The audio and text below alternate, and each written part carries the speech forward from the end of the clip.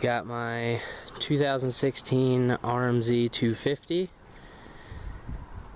and it's got the KYB adjustable suspension on it.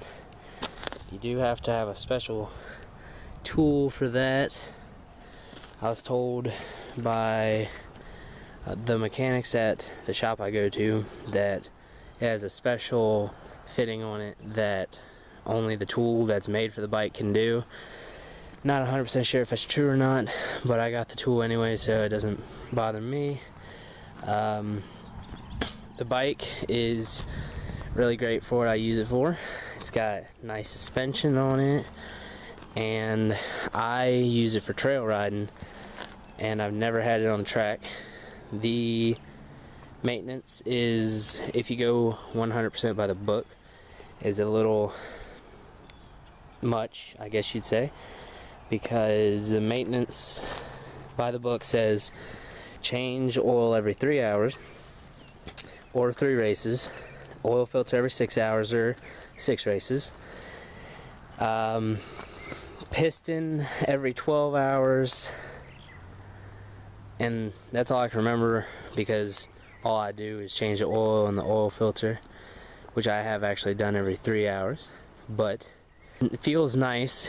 It's easy to throw around the turns. It's got good power, more linear than most bikes. I will say it does not have nowhere near the power of a 450, but for trail riding I would pick the 250 over the 450 any day.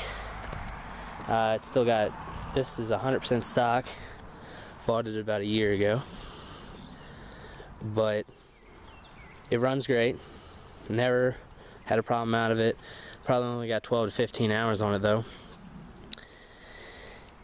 Other than that, it feels good. I like the adjustable suspension a lot. It doesn't use much gas like my YZ250 used to, but it's still good to keep track of it.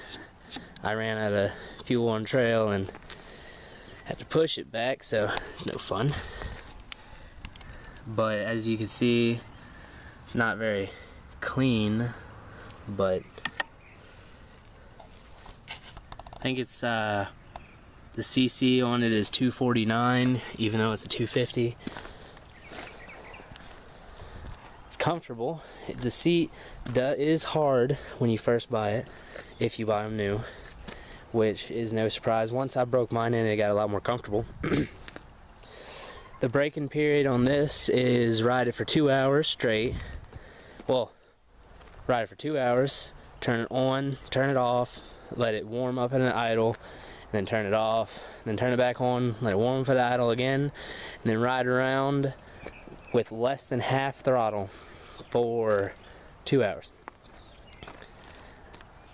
But yeah, that's and it's also got the well, I call it a launch control. It's supposed to be like a variable ignition system or something, but if you hold it for until the light blinks slowly, it's for dry conditions. If you hold it longer than that until it starts blinking fast, it's for wet conditions, and it actually helps a lot, even though I don't really race it, so I don't use it. I just tested it out a few times.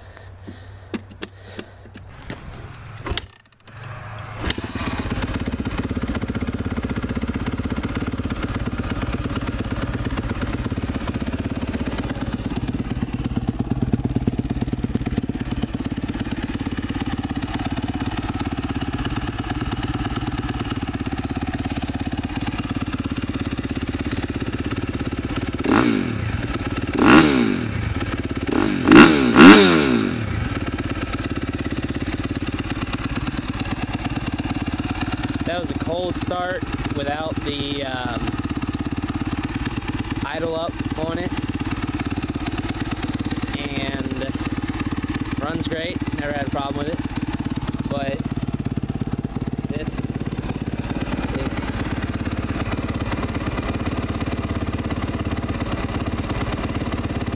That's the for dry conditions.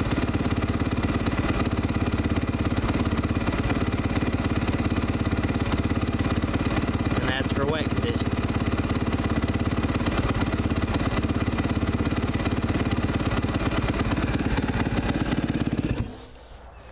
But of course, this bike is fuel injected, and it does do really good wheelies. I want to make a supermoto out of it.